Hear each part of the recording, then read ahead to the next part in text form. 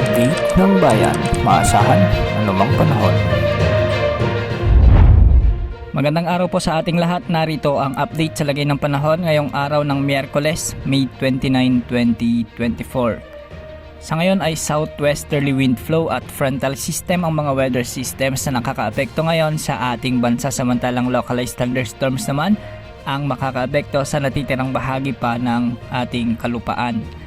Maraming lugar ngayon ang makararanas ng pagbuhos ng mahihina hanggang sa katamtamang mga pag-ulan dahil sa epekto ng southwest wind flow. Indikasyon na ba ito na nalalapit ng tag-ulan?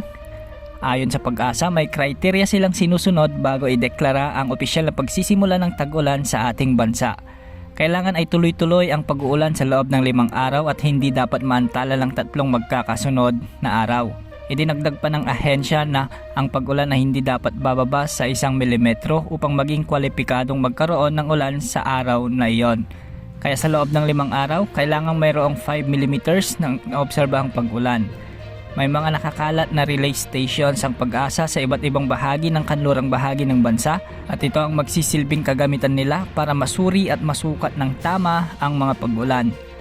Samantala ngayong araw, inaasang lalabas na ng Philippine Area of Responsibility si Bagyong Aghon, ngunit sa paglayo nito, nagbabanta naman ang pagpasok ng habagat season sa ating bansa. Sa mga susunod na araw, sa susunod na linggo, posibleng ideklara na ng Pag-asa ang opisyal na pagsisimula ng tag-ulan o ang habagat season sa ating bansa.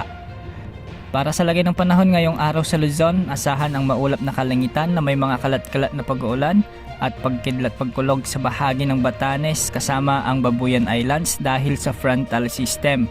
Samantalang southwesterly wind flow naman ang makakaapekto ngayon sa ibang bahagi ng Northern Luzon gaya ng Apayao, Ilocos Norte, Ilocos Sur, La Union at Pangasinan. Bahagyang maulap hanggang sa maulap naman na kalangitan na may pulo-pulong mga pag-ulan at pagkidlat pagkulog ang inaasahan sa malaking bahagi pa ng Cagayan, Isabela, Quirino, Nueva Vizcaya, Abra, Benguet, Mountain Province, Ifugao, Kalinga at Aurora, at ito naman ay dahil sa localized thunderstorms.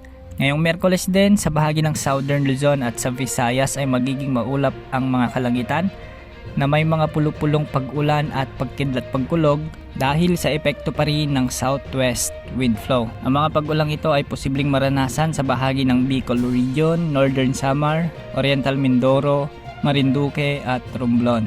Ganitong panahon din ang aasahan sa bahagi pa ng Palawan at natitirang bahagi ng Visayas.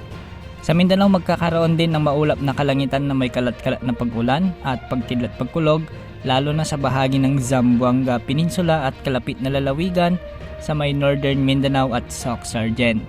Ang natitirang bahagi ng Mindanao ay magkakaroon naman ng bahagyang maulap hanggang sa maulap na kalangitan na may mga pulo-pulong mga pag-ulan o pagkidlat pagkulog dulot ng mga localized thunderstorms, lalo na sa natitirang bahagi din ng Soc-Sargen, Bangsamoro Region, kasama na ang Northern Mindanao at ilang bahagi ng Davao Region at Caraga.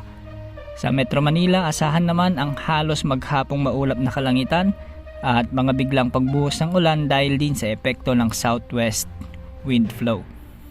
Yan ang update sa lagay ng panahon. Ito po ang weather update ng bayan. Maasahan anumang panahon.